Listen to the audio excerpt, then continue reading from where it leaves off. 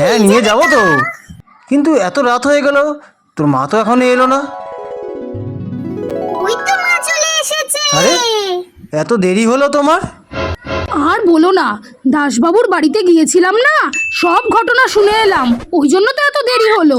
কোন ঘটনা? আরে মুখার্জিদের সেই বুড়োটা মারা গেল না, হ্যাংলা বুড়ো গো।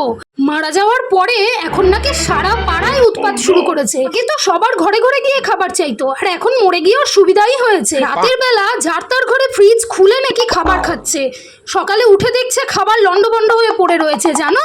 অনেকে তো তাকে খাবার খেতেও দেখেছে। হ্যাংলা বুড়োর মরে গিয়েও হ্যাংলামি শেষ হয়নি। বাপরে, আমার তো খুবই ভয় করছে। হ্যাঁ মা, আমি দেখেছি রাতের বেলা আমাদের ফ্রিজের কাছে বসে খাচ্ছিল। হ্যাঁ, কি বলছিস? ও রোজই আমাদের ঘরে রাতের বেলা আসে আর লুকিয়ে লুকিয়ে সব খাবার খেয়ে নেয়। হ্যাঁ কি বলছিস এসব? ওই দেখো, ছেলে কি বলছে শোনো। ও বাচ্চার কথা তো শুনতে হবে না, অনেক রাত হয়েছে, দেখো খেতে দেবে কি এবারে? ঠিক আছে, আর বলবো না, পরে বুঝবে, দিচ্ছি খেতে।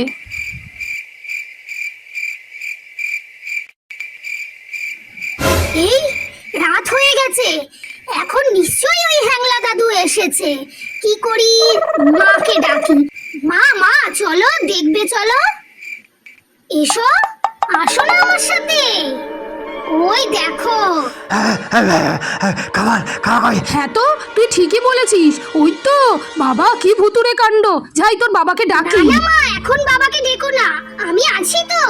দাঁড়াও, আমি মজা করবি? দেখাচ্ছি। আসছি আসছি। কোথায় যাচ্ছিস? দাঁড়াও। ওরে বাবা, খুলছে না কেন? খুলছে না কেন? আমি খাবো কি করে খাবো? আরে আরে, তোর হাতে এগুলো কি? এটা তো সেই ঠাকুরের ভোগের মিষ্টি। আর এটা দাঁড়াও, দেখো না আমি কি কি করি। করবি? আসছি আমি। কি আর শোন শোন, যাস না। দাদু, ও দাদু, এই যে এইদিকে আমি।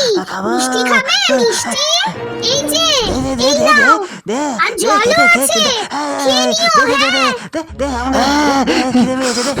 মিষ্টি কতদিন খাইনি।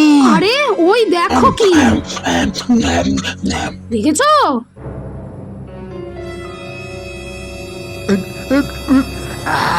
পেটটা ভরে গেল। আরে আরে ওই দেখো, ও তো কেমন জ্বলে পুড়ে যাচ্ছে। এটা কি দিলি? আমার গা জ্বললো, জ্বলে গেল গাগুলো, পুড়ে গেলাম পুড়ে গেলাম। কি করে? মা, তুমিই তো বলো ঠাকুরের কোনো জিনিস খেলে বা স্পর্শ করলে ভূতেরা জ্বলে পড়ে যায়। ওতে তো গঙ্গা জল ছিল।